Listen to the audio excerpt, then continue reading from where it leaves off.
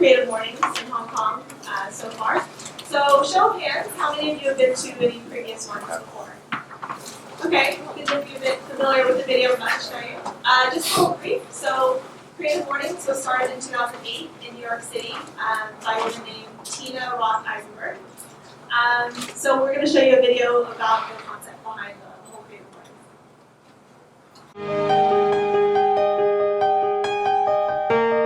My name is Tina Roth-Eisenberg. I started Creative Mornings because I was going to a lot of conferences and felt they were somewhat elitist and not very accessible.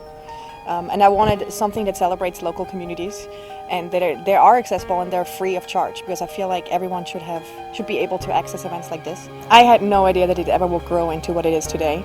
I thought it's just going to be a small local event in New York City. And then when my friends in Zurich begged me to start a chapter there, I thought, all right, maybe one chapter, and then now we have 18 chapters. I hope that Creative Mornings will sort of foster these little local communities and make people get out of their offices and cubicles and actually meet up. I think real connections really are made in person. And there's nothing that makes me happier than like when I organize my Creative Mornings in New York, when I overhear a conversation going, oh right, we tweet at each other. You know, when these virtual conversations are being taken into real life, and that makes me happy.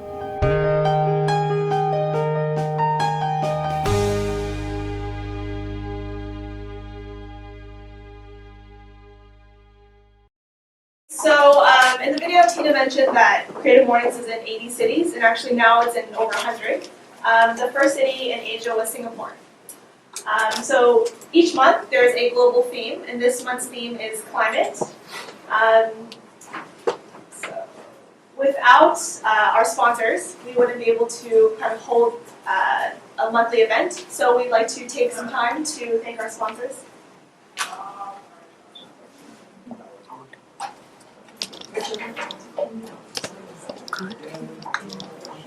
Okay, so MailChimp is our corporate global sponsor. They create, send, and track email newsletters. And then we'd like to thank Platform for hosting all of us. Without them, we wouldn't be here in this room today. We'd also like to thank the Urban Coffee Roaster. So they just started out last August, and they actually have a cafe as well in, I think, Shamsui Po area. And then we also like to thank Calimex for providing the breakfast burritos, and I've heard that they're all out now, so sorry if you didn't get one. And also Cranberry for recording today's event, for providing the photography and the videography. And then without the Creative Mornings team, we're all volunteers, so if the team could just kind of wave, put your hands in the air. Yeah. And these are our social media hashtags. So, you know, kind of tweet, Instagram, you have Tinder, it's a good icebreaker. So to talk more about our global theme, climate, I'd like to introduce to you Laurel Chor. She is a multimedia journalist for Coconuts Hong Kong. So please welcome Laurel.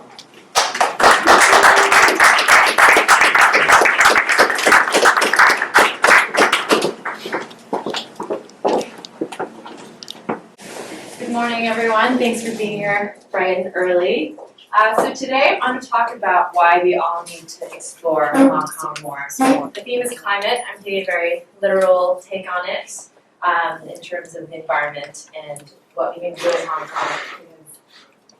In Hong Kong, a lot of people don't think about the environment very much. I'm not talking about you guys specifically, but Hong Kong is a city. So a little bit about myself.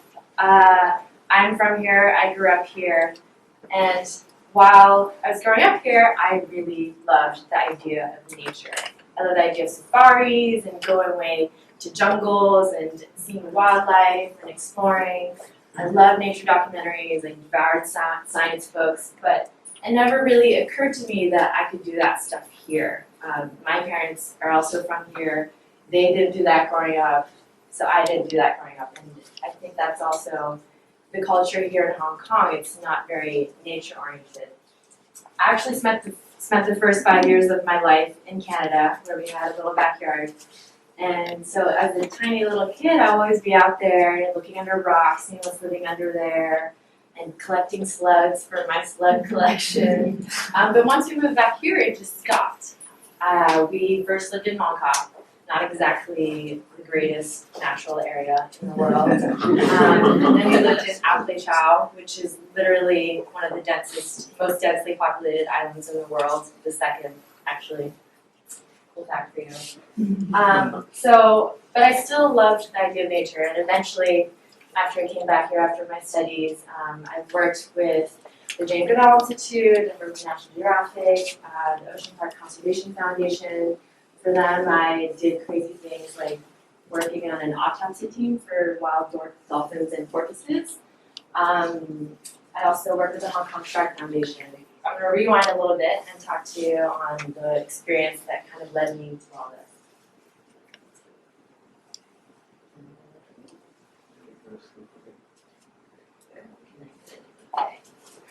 So, after I graduated from university, I didn't study anything wildlife related because, life and realism got in the way. But I decided after I graduated that, hey, I'm going to try anyway. Jane Goodall, the famous conservationist and primatologist, she's always been my idol. And I realized I'd always dreamed of following in her footsteps, but I hadn't done anything to go towards that. So I took 2 courses related to wildlife in my final semester, and I applied to every single position possible related to monkeys and apes, and somehow I did get one position. And I ended up in the Central African Republic, which is the country smack in the middle of Africa you see here, working with gorillas. So I want to share some of the photos I took there.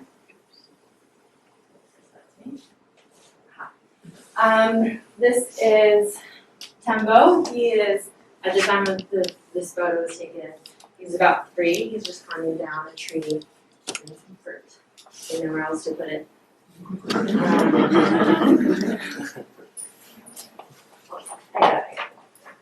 This is Mokandi and her little child, Sopo. So what I was doing there, I was working in a national park with the World Wildlife Fund where they're trying to start up ecotourism. It's not going very well. You've probably never heard of the country, and what you have heard of them is mostly about civil war. But they're trying, and it's still a great place for tourists to go to if you manage to get there.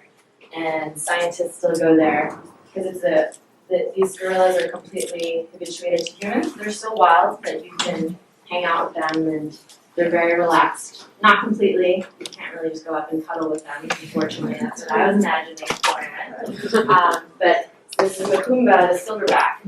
He's relaxed enough to be lounging in front of me. This is Sopo again, a little kid monkeying around.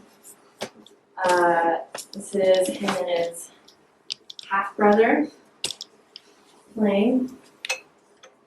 This is Bokata. She's an adolescent now. She's actually since left the group since I've been gone.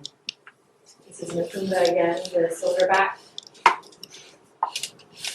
So where I was, as you can tell, was absolutely incredible. And there were also elephants. I didn't actually work with them, but I did go see them a lot. There's this clearing where you go and there's a platform built. You can just walk up the platform and you look at them from afar and from above. And it's a natural clearing where up to 100 forest elephants will gather. It's a very important area to them socially, and they also really like ingesting the mud. They're not really sure why. I think it's because of the minerals. And you could also see tons of other animals there. Babies. This is actually taken on the day that I was evacuated. So again, the country, there's a lot of conflict, and in March of 2013, rebels were coming in the direction of the camp. The coup had actually happened a few months prior, but the camp being pretty far away from the capital, we weren't too worried yet. The U.S. Embassy actually left in December, and so we didn't leave until March. And so all of a sudden, I found myself in Hong Kong. I hadn't lived there since I was a teenager. I had just left this amazing place that felt completely undiscovered and unknown, and not many people go there, and there's still so much to learn from there. And then I came back to this place I thought I knew all about, and that I thought everyone knew everything about. It's such a small place, and you know, there's seemingly people in every single square inch of the city, so what is there to find out? But I still had that exploration bug. And I started doing some digging, and I found some pretty surprising things that I think hopefully you'll find surprising as well. So we'll start with the geography. The main color you see here is green. This is the satellite image of Hong Kong. You don't think of Hong Kong as green, but it really is. It's only a quarter developed, meaning 75% is undeveloped and green and more or less untouched. Hong Kong is 40% protected. Protected meaning it's part of a country park or a special scientific area, which is pretty amazing for any place to almost be half protected. Hong Kong has 263 islands. You know, a lot of them are tiny, and of course the vast majority of them are not, they're uninhabited, but I think that's still a pretty amazing fact that we're actually part of a tropical chain of islands, and we don't really think of Hong Kong that way. I actually took this photo in Hong Kong. Hong Kong has more reef fish species than Hawaii. So reef fish, they're just fish species that live in coral reefs. I think that's pretty amazing. We also have more coral species than the Caribbean Sea. You know, the Caribbean and Hawaii are places we traditionally think of very biodiverse places, but in these areas, Hong Kong is actually more biodiverse. This is a cowrie shell right there. I think it's really well camouflaged in some soft coral. One marine biologist has actually said that square kilometer for square kilometer, Hong Kong might actually be one of the most biodiverse places in the world in terms of marine life. This was taken near Chow, which is, I think, the furthest island that's part of Hong Kong, from Hong Kong. And there's actually 5 marine parks. So that means there are areas of the sea that are protected. There's no fishing there, but people can go snorkel and scuba diving. Hong Kong, despite the fact that it's 9,000 times smaller than the mainland, I actually have to calculate that because I couldn't find an actual statistic. So despite the fact that it's 9,000 times smaller, you can see 1/3 of all of China's bird species in Hong Kong. So Hong Kong is really dense. If you talk to any bird watcher from around the world and you tell them you're from Hong Kong, they'll tell you about what an amazing bird watcher is, which is absolutely crazy. So that means we have about 500 bird species, more than that actually. There are 55 species of mammals, including 2 species of monkeys. I'm sure you guys have seen monkeys. If not, that's a lot of fun to check out. These are some of the other things you can find in Hong Kong. At the top right, I was convinced I had discovered a new species. Unfortunately, I hadn't. It's a garden-headed shovelworm. And I just literally lifted up a rock, and that's a worm. It was bright yellow and black and had this weird flat head. And it was kind of moving about, looking for things. This is a leopard cat. I don't know if you guys might have seen these. These are porcupines, and this is wild boar. And wild boar and porcupines can both be seen even around mid-levels. I know I've heard a lot of people saying they'll encounter them on their walk on Bowen Road or even up to the peak. Some other animals, this is a red muntjac. This one's actually in captivity. Unfortunately, I've not seen them in the wild yet. It's also known as the barking deer, and it's actually one of the most abundant and widespread of the medium to large sized mammals in Hong Kong. And it's called the barking deer because it makes a little barking sound. This is the golden corn turtle. This is also in captivity.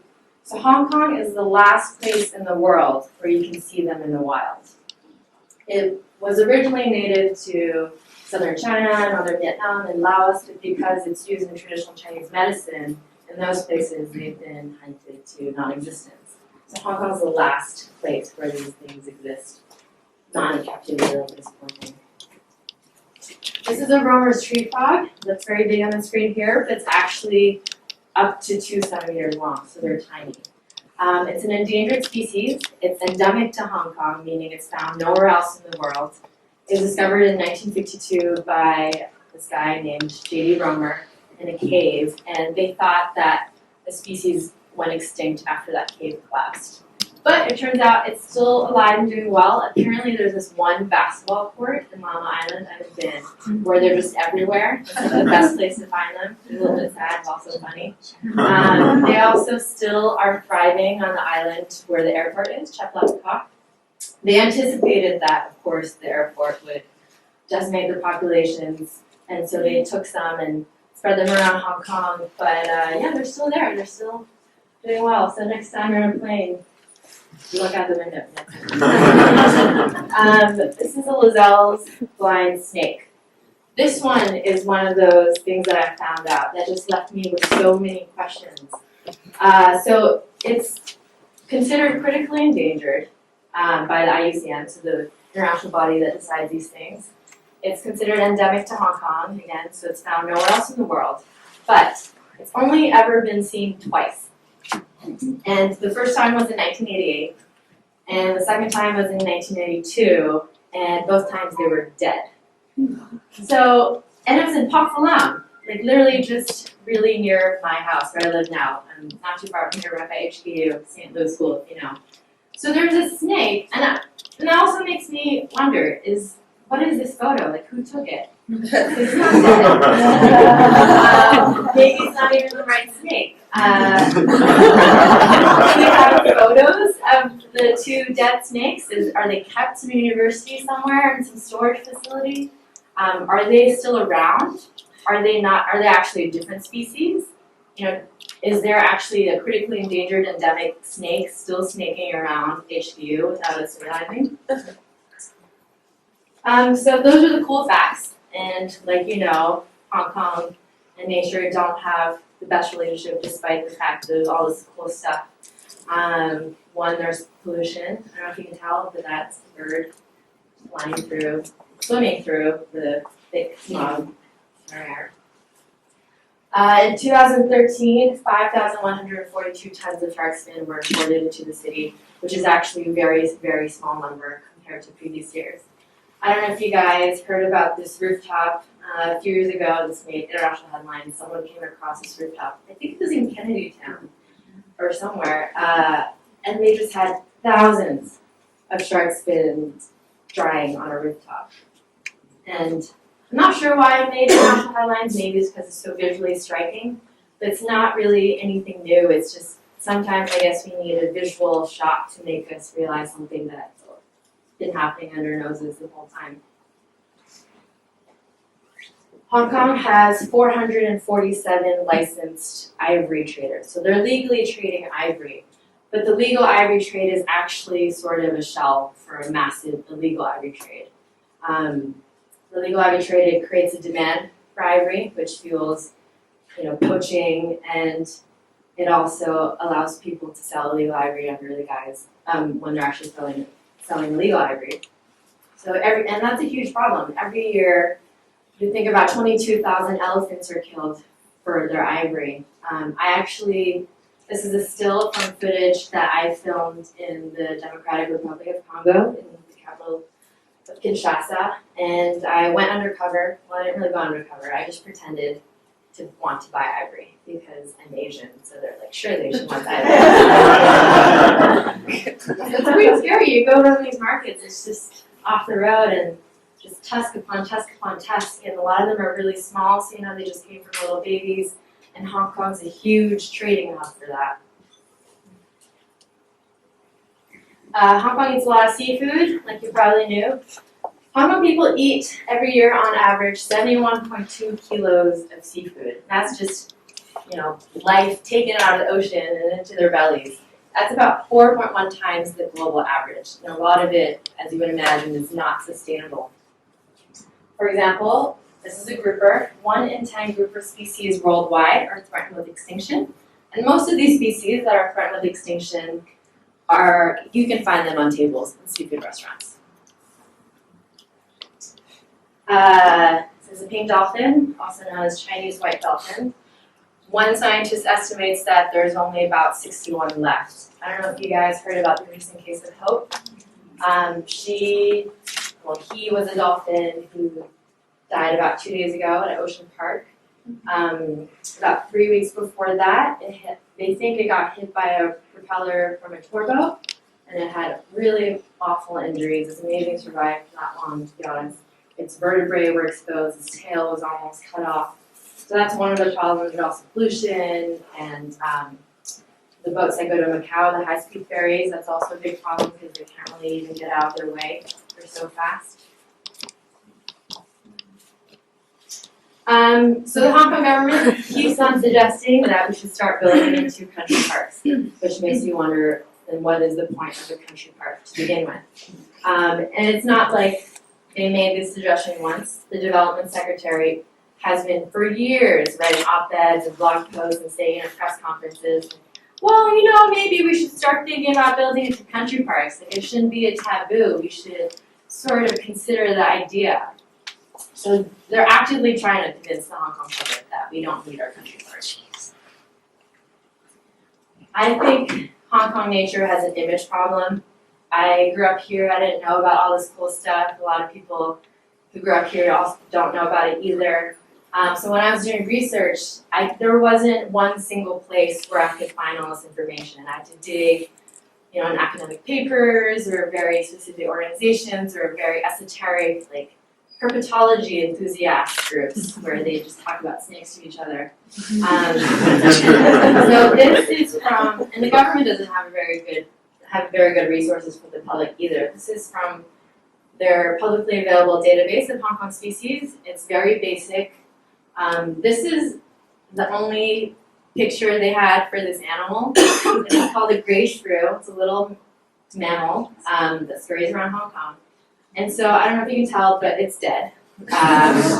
It's being eaten by ants, and it's lying on concrete, which is definitely not its natural habitat. So this is the only picture they have, which I think is so absurd. I can't believe they even put it up there. This was a good idea. So when you show this picture to people, it's not exactly inspiring. This doesn't evoke all the cool things I just told you about, that Hong Kong is really green and there's all this cool wildlife living in the forest. So I think nature has an image problem here. It's really just a big PR problem. There's also the disconnect from nature. This is a scene I'm sure you guys see every day. Maybe you're guilty of it too, I know I am.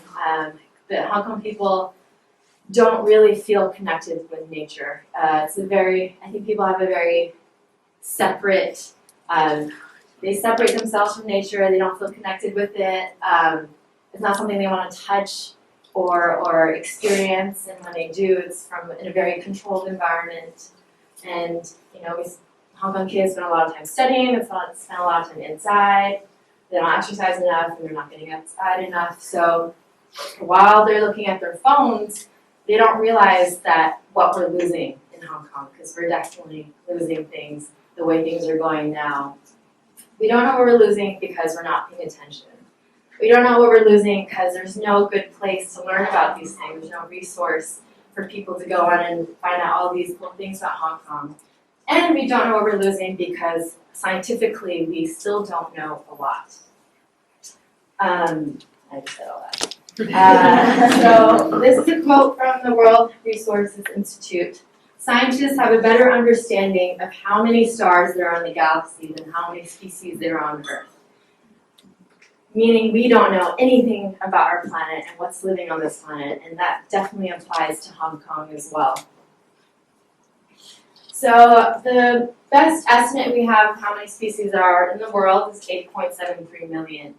It's a fairly recent estimate. Before this, the number ranged, it still ranges from 2 million to 100 million. So that gives you an idea of how we really don't know anything. People think that 86% of species in the world remain undiscovered. And we're also losing a lot of them. So they think between scientists, when I say that I mean scientists, science thinks that 0.01% to 0.1% of all species go extinct every year. To give you an idea of why that's a lot, They also think that's about 1,000 to 10,000 times the natural background rate of extinction, meaning that naturally extinction does happen, that's evolution, but if it weren't for human intervention, it'd be happening 1,000 times slower. So using those estimates, we can think, we know there's about 800 to 80,000 species that go extinct every year. If you use the higher estimate, that's up to 100,000 species. So what we learned today, Hong Kong is amazing. No one realizes it, and we don't know much at all about any of this. So my proposition is that we all need to explore Hong Kong more. And that is the basis for this project I started here, called the Hong Kong Explorers Initiative.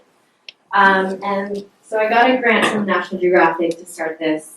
And the idea is that, so the core of the idea is to crowdsource the database. Because crowdsourcing is a very hip topic these days. But, you know, like that photo of the gray shrew, there's so many photographers in Hong Kong who have, you know, you go hiking, you see 30 of them crowded around one flower. You know they have amazing photos of this animal somewhere that no one's looking at. Maybe you guys do, and I'm sure there's great photographers in here too. And by crowdsourcing this database, I hope that people will start exploring. Because when we explore, we learn. When we learn to appreciate what we have, and of course, it's only when we appreciate something that we'll protect it. So as we start getting people outside, I'm hoping that more and more people will start realizing Hong Kong's amazing and we need to do something to protect it. This is a screenshot from the database. Honestly, the database part is not going very well. I'm not a developer, I'm not a programmer, so I used an open source wiki template, and it's very buggy. It's not that user-friendly. It requires the most basic level of coding, if you can call it that. So I think that's a very high barrier for people to use.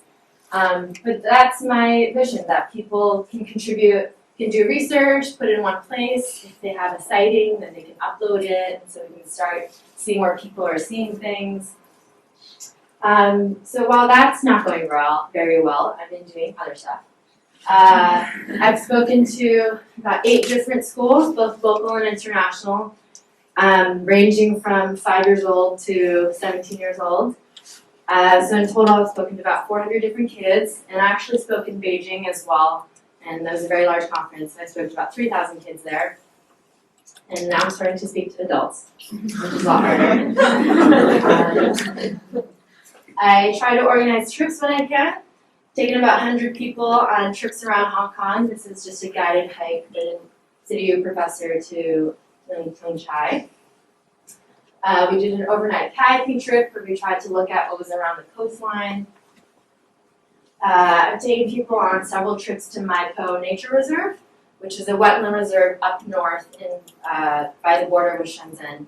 It's actually a really cool place to go to. So you know how earlier I told you can see 1/3 of all China's bird species in Hong Kong?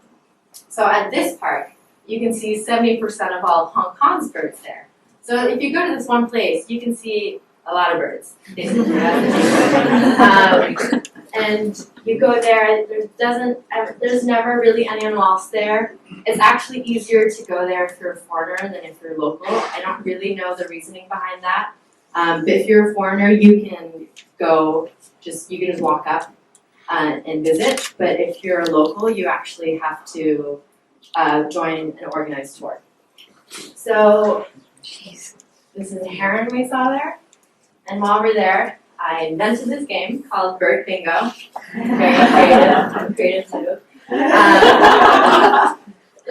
So the point is so we had and people just really got into this. I was kind of surprised.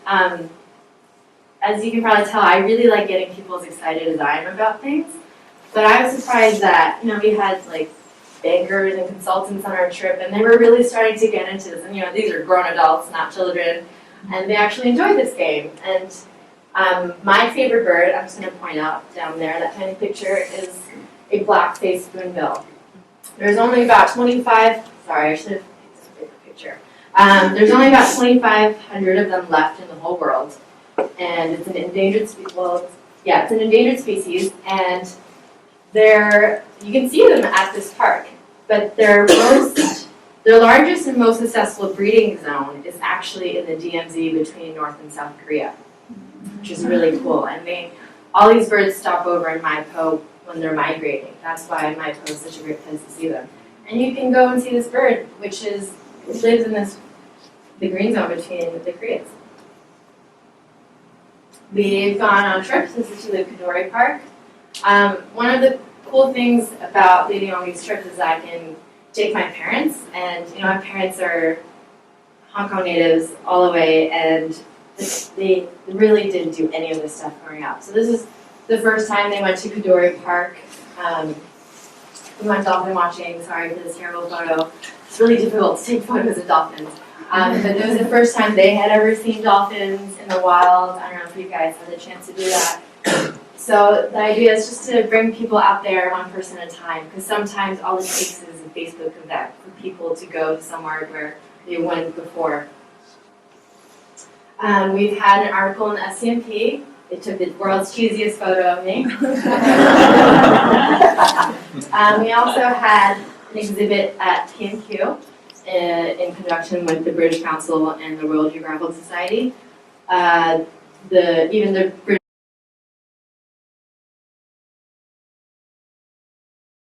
photos, basically a photo exhibit version of this presentation on the walls. And we had a pretty good response, I think. So I hope from after hearing this presentation that you'll think about ways you can contribute to creating this climate, if you will, of exploration in Hong Kong and appreciation. So go out and explore, take a friend, take a local friend, show them somewhere they've never been, look up places you've never been, do your own research, look up cool facts, maybe add it to the database, or tell someone about it. I would love to use your help. I know there's a lot of smart people in this room with a lot of skills, so if you guys have any ideas of how you can help or help me sort out the database, that'd be wonderful. And spread the word. So tell people about Hong Kong. You need to foster this environment where people start thinking of Hong Kong as this amazing green place. Hong Kong could really be an ecotourism destination if the Hong Kong government wanted to be. But they're not doing a very good job of highlighting Hong Kong's wild side. And this is different ways you can contact us.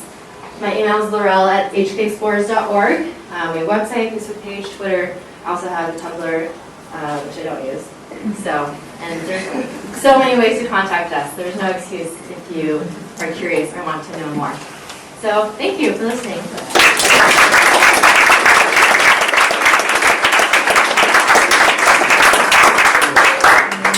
Nana, you can help me, right?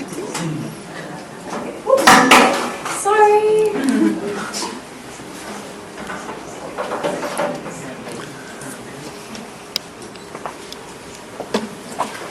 Okay. Thank you, Laurel. That was amazing. I'm sure all of you have a little bit of inspiration to get out and about now. We are just going to do a few minutes Q&A session. So we have about 10 minutes. And so if you could just please speak up, I'm going to come over to you with a microphone. So if you could just still speak loudly, because there's a chance this microphone might not work so well. Do we have anyone with the first question?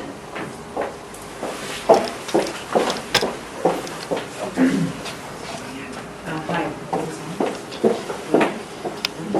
The light is red, but it should work. They said it might cut in and out a little bit. Yes, good morning, and thanks very much for an enlightening event. The question I have is, where are you getting your statistics, 68%?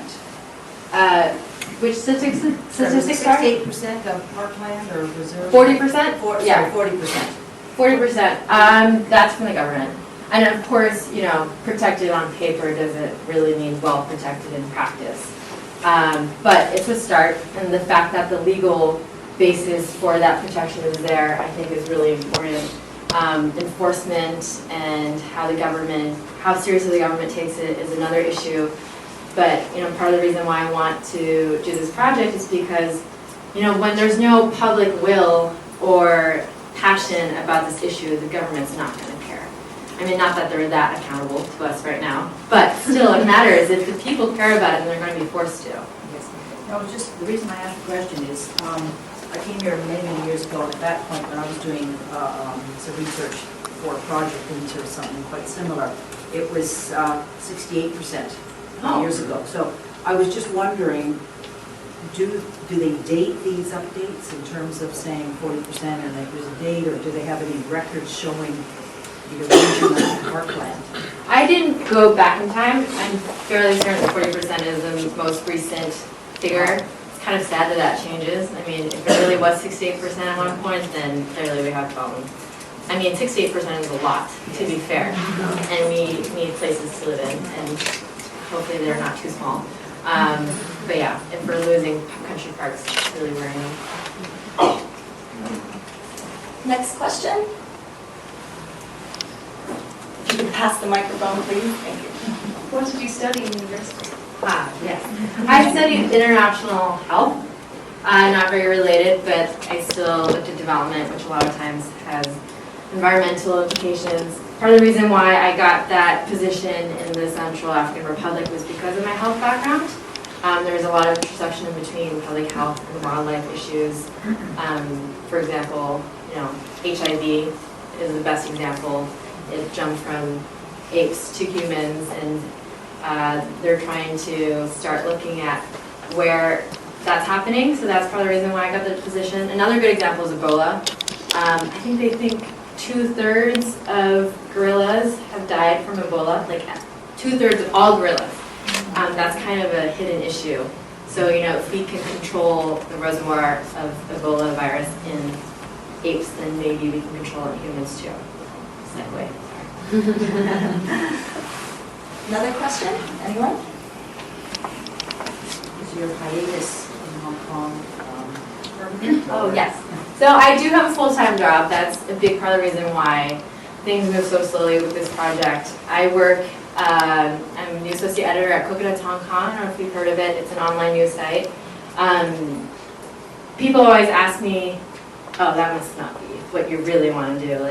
They're like, I'm sorry, you're not in a jungle somewhere. But I love what I do. I think I've realized that the common thread throughout all these interests I've had is storytelling, which I think everyone in this room is in some form or another. I want to tell the stories about places people don't know about, whether it's the jungles of Central Africa or a random island in Hong Kong.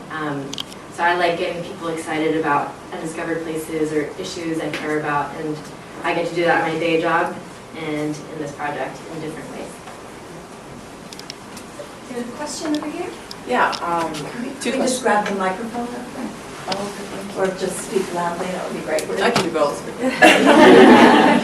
Okay, so I'm a foreigner, obviously, just arrived to Hong Kong. I was wondering, do you have a place that you would recommend for first-time visitors to Hong Kong? I really like recommending Tong Chow. Come to think of it, I've actually never stepped foot on it. I swam in the seas around it, but it's a really cool place because it's really hard to get to. There's not many places in Hong Kong that are genuinely hard to get to. But this one, I guess it's hard to get to because the ferries aren't very often, which is not exactly bushwhacking, but you have to take a ferry that only runs like 3 times a week. There's nowhere you can really buy food on the island, so you have to bring everything with you. It's a pretty popular hiking place, so it's like way out in the northeast of Hong Kong. It's actually way closer to mainland than Hong Kong. And there's the seas around it. You can just jump in and snorkel, you can go hiking, and you're literally as far away as you can be from the rest of the city. Anyone else? Last question? I can speak loud. Okay. Do you think there's a possible chance for a collaboration with the government so you can kind of educate the people, the locals, just to get them more informed about the environment, ecosystem, basically how to rework lifestyle in a sense? So actually, right now, Hong Kong, as part of China, is a signatory of the Convention on Biodiversity. So, and because they've signed that, they have to do something called the BSAC, which is the Biodiversity strategy and action plan. And I was going to the meetings because they had these focus groups for NGOs, and I was going representing myself. And it was pretty frustrating. I mean, just like any bureaucratic process, you know, we just like all sat around a table talking to each other about the same thing. There are different organizations there. And then they compile our thoughts, and then they compile the thoughts of different focus groups. So there's the business sector and education and government as well. And then they compile those reports and eventually comes with a plan, which I'm not even sure they'll actually implement. So the government is doing stuff. I would like to collaborate with them, and that is one way I've tried, but I think there's so much to do that I could accomplish a lot more, with the time I have doing more grassroots stuff. Once you get to the government level, it's pretty frustrating, and they always use the same techniques they've always used, like, we'll print 10,000 flyers. Great. Or we'll have lecture series, which, you know, you're usually already preaching to the choir with those. Or we'll have an exhibit at a mall, which is a start, but they don't use very innovative ways of getting to the public. So I think when you work, I like working with NGO to NGO. I see some familiar faces in the crowd, because it really only takes a few people to do something big. And once you get to the government, that sometimes gets in the way. But I wish they would be more innovative. Great. Everyone, please give Laurel a round of applause.